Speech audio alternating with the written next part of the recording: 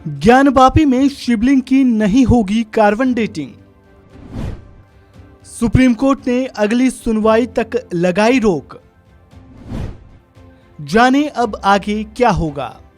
वाराणसी के ज्ञानवापी मस्जिद में मिले कथित शिवलिंग के कार्बन डेटिंग का आदेश हाई कोर्ट ने दिया था, जिसके खिलाफ मस्जिद कमेटी ने सुप्रीम कोर्ट का दरवाजा खटखटाया था।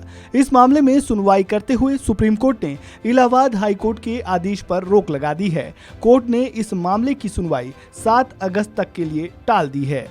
सुप्रीम कोर्ट ने ज्ञानवापी मस्जिद में मिले शिवलिंग की कार्बन डेटिंग सहित वैज्ञानिक परीक्षण पर अगली सुनवाई तक रोक लगा दी है।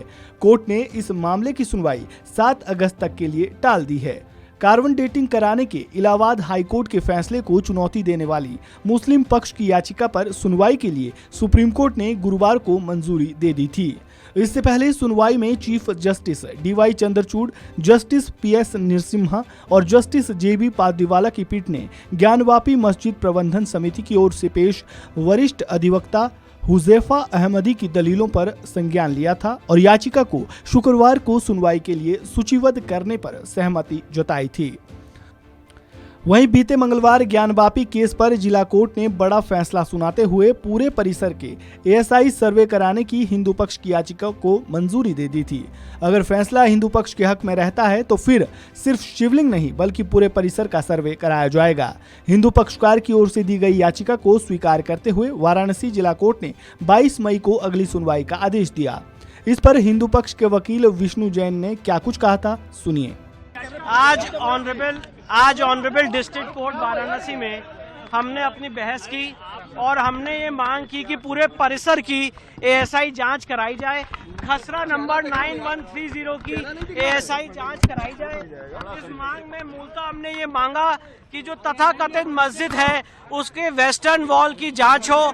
जो तथाकथित मस्जिद है उसके जो 3 गुम्बद हैं उसके नीचे हिंदू मंदिर का गुम्बद, हिंदू मंदिर का शिखर है, उसकी जांच की जाए। पूरे परिसर का ग्राउंड पेनिट्रेटिंग रेडार के जरिए सर्वेक्षण हो। साथ ही साथ जो 3 गुम्बद हैं उसके नीचे ग्राउंड पेनिट्रेटिंग रेडार के जरिए उसका सर्वे किया जाए। और आज इस पूरी एप्लीकेशन को सुनने के बाद ऑनरेबल डिस्ट्रिक्ट जज वाराणसी ने अंजुमन इंतजामिया को, राज्य सरकार को यह आदेश पारित किया है कि वो 19 मई तक अपनी रिटर्न आपत्ति दाखिल कर दें और इस मामले की अगली सुनवाई 22 मई को निर्धारित की गई है। उसी के साथ जो हाई कोर्ट वाला, जी बिल्कुल उसी के साथ। जो क्या क्लब होगा, क्या ये दोनों साथ साथ चलेंगे।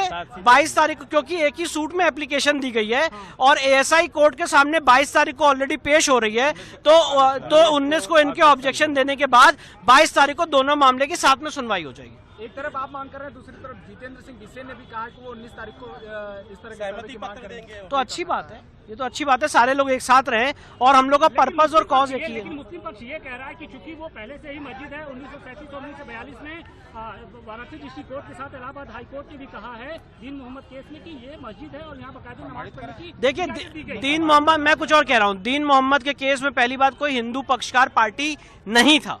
उसमें उस समय की ब्रिटिश सरकार पार्टी थी, वो एक रिप्रेजेंटेटिव सूट भी नहीं था ऑर्डर 1 रूल 8 में।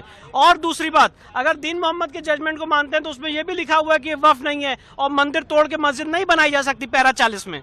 तो दीन मोहम्मद का केस इस केस में यहाँ पे अप्लाई नहीं करता है। ये संविधान आने के बाद CPC के तहत फ्रेश प्रोसीडिंग है। इस देश के नए कानून को मानते हुए दीन मोहम्मद प्री कॉन्स्टिट्यूशनल एरा का जजमेंट था और उसमें कोई भी हिंदू पार्टी नहीं था। और सबसे बड़ी बात यह है कि अगर आपने, मैं इस बात को जरा गंभीरता से कहना चाहता हूं, अगर आपने किसी हिंदू मंदिर को तोड़ के या उसके भग्नावशेष को मस्जिद के रूप में यूज नहीं कर रहे हैं और औरंगजेब ने फ्रेश बेस पे मस्जिद बनाई है तो ASI जांच से डर क्या? ASI जांच हो जाने दीजिए। आपको बता दें कि हिंदू पक्ष के वकील विष्णु जैन की ओर से दायर याचिका में पूरे परिसर का आर्कियोलॉजिकल सर्वे ऑफ इंडिया से सर्वे कराने की मांग की थी।